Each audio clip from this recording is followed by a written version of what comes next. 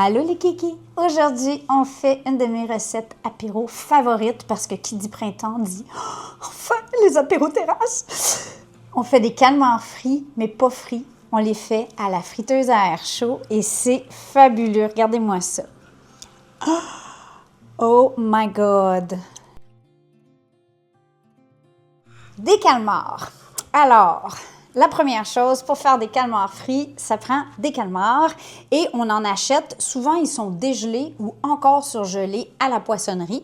Et ici, on parle bien des encornets pour les Européens. Je pense que vous appelez ça. Vous voyez, les miens sont encore un peu surgelés. Et parfois, ils sont nettoyés, parfois, ils ne le sont pas. Âme sensible, ben, regardez ailleurs pendant le temps que je vous montre comment on prépare les calmars. En ultra sensible, on peut acheter des calmars en rondelles toutes prêtes, section congélateur. Mais là où on sépare les cochons et les gourmands des âmes sensibles, c'est que les tentacules, c'est la meilleure partie des calmars frits. Alors, je dis ça, je dis rien, à vous de déterminer dans quel camp vous êtes. Donc, ta-ta-ta-da! Et ici, sont déjà séparés. Donc, c'est très facile. C'est déjà nettoyé. Mais si ce n'est pas nettoyé, ici, à l'intérieur, il va y avoir une partie dure qu'on sent normalement avec le pouce. Ce n'est pas le cas présentement. Donc, ça a déjà été nettoyé par mon gentil poissonnier. Et moi, ce que je fais, c'est que je fais des morceaux bouchés. Donc, je vais couper en général la tentacule en 2 morceaux. Comme ça, on est plus à en avoir. Voilà. Et si on voit qu'il y a des petites parties ici un peu gluantes, ça, on l'enlève. Personne n'aime ça. OK? Donc, vous allez le sentir avec vos doigts ou à l'œil. Vous voyez, c'est un peu blanc, là. Ça, je nettoie ça. Pour la partie encornet ou tube de calmar, moi, ce que j'aime faire, c'est simplement des rondelles. Donc, ça, c'est le format classique des calmars frits.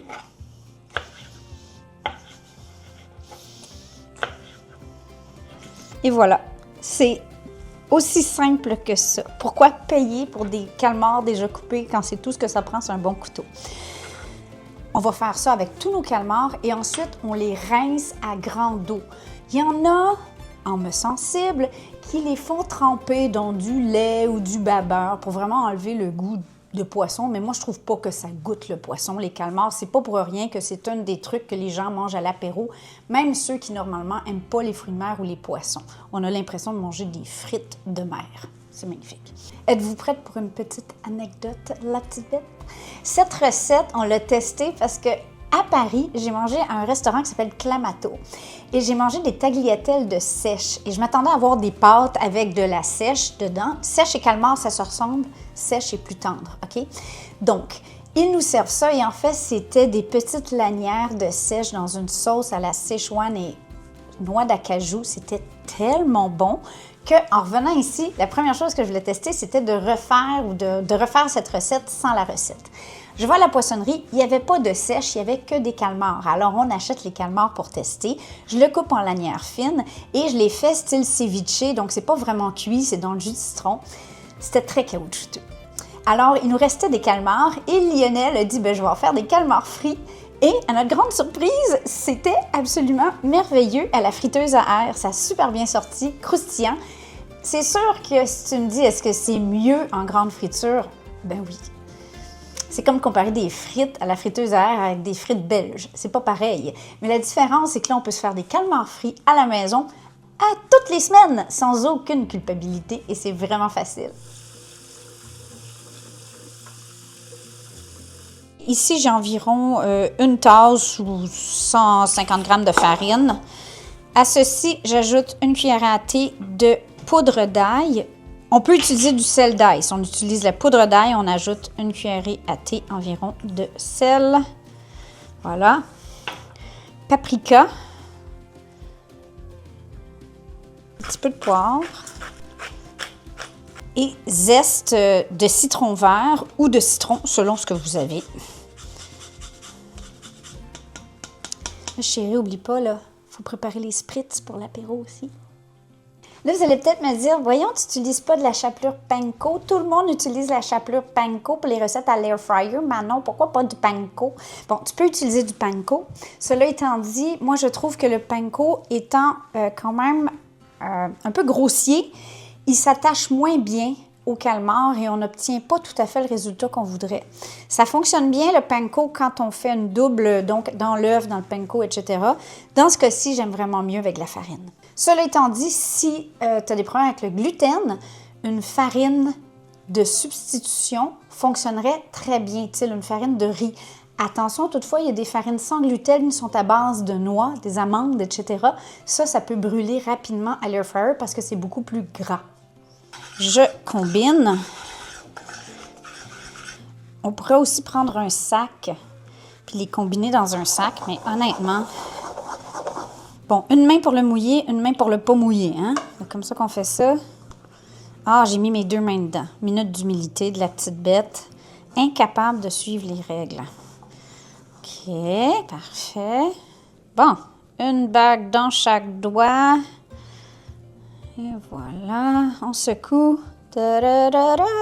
Ploup! La dernière fois que j'ai commandé des calmars frits au restaurant, je pense qu'il y avait la moitié de cette assiette pour comme 24 $. Et là, j'ai fait un instant. On préchauffe l'air fryer 3 à 5 minutes, température maximum. Ensuite, on va vaporiser l'intérieur avec de l'huile ou on va le badigeonner avec de l'huile. On transfère nos calmars, on vaporise encore d'huile pour vraiment un effet croustillant. On referme et on fait cuire à 400 Fahrenheit, 205 Celsius, 5 minutes environ. Juste pour être certaine que ça ne colle pas. Selon la grosseur de votre appareil, on peut faire 2 cuissons. Nous, ce qu'on va faire, c'est qu'on en fait une pour vous maintenant. Et je garde le reste au frigo dans la farine. Ça va être parfait pour l'apéro. Donc, on peut faire cette étape-là à l'avance quand on reçoit des invités. Bon, je vous dis tout de suite, par contre, c'est tellement bon que ça va disparaître le temps de boire une gorgée de bulle.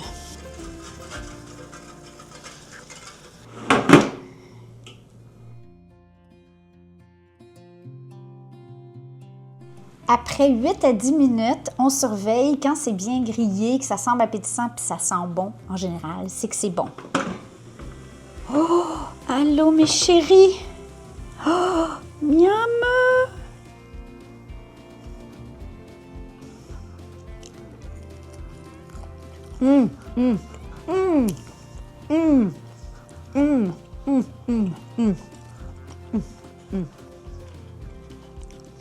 Je pense que c'est meilleur que frit parce qu'il n'y a pas ce goût d'huile grasse. C'est tellement bon. Essayez ça. Moi, je vous aime. Puis je repars avec mes calmars. Ciao, ciao!